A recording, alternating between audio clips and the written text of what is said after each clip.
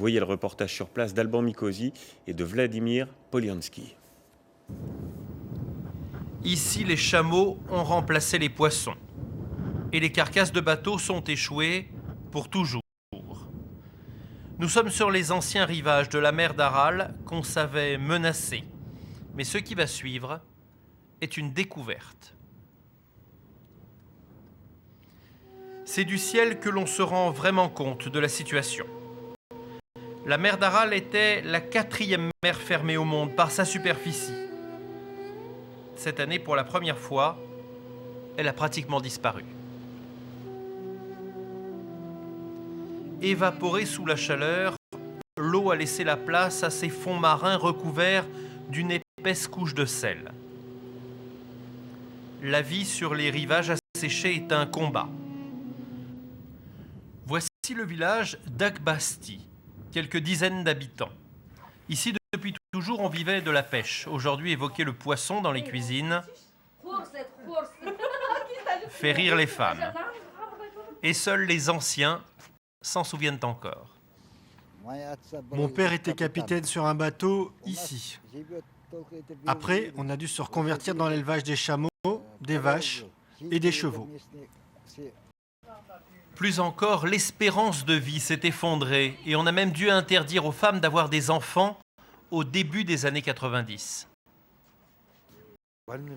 Il y a eu des enfants malades et mal formés. Les femmes... Impossible de faire pousser ici le moindre légume, le moindre fruit. Toute la région s'est transformée en désert. Sur ces images satellites, voici à gauche la mer d'Aral en 89, à droite, aujourd'hui. Pour bien comprendre ce qui s'est passé, il faut aller chercher les archives télé de l'Union soviétique.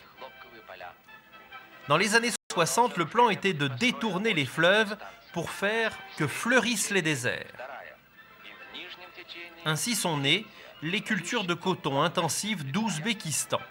Le problème, c'est que l'eau consommée n'irriguait plus la mer d'Aral, et maintenant, on en paye le prix. Faute d'humidité, les nuages ne produisent plus de pluie, et il fait 60 degrés sur les coquillages, désormais à l'air libre. Pourtant, tout n'est pas perdu. Les Kazakhs ont réussi à réalimenter une portion de la mer en détournant les eaux d'un fleuve. Le taux de sel dans l'eau a été divisé par 2 dans notre portion de la mer d'Aral. Le volume d'eau a presque doublé en 8 ans. Bonne nouvelle, les pêcheurs ont retrouvé les gestes d'antan. Mauvaise nouvelle, lorsque le lac salé se remplit, c'est au détriment du reste de la mer d'Aral qui, petit à petit, s'assèche encore davantage. Là où on est, il n'y avait pas d'eau. Mais désormais, on peut vivre ici. En 2015, un plan mondial de sauvegarde sera lancé, mais pour beaucoup de scientifiques, il est déjà trop tard. Un peu de gastronomie maintenant avec une nouvelle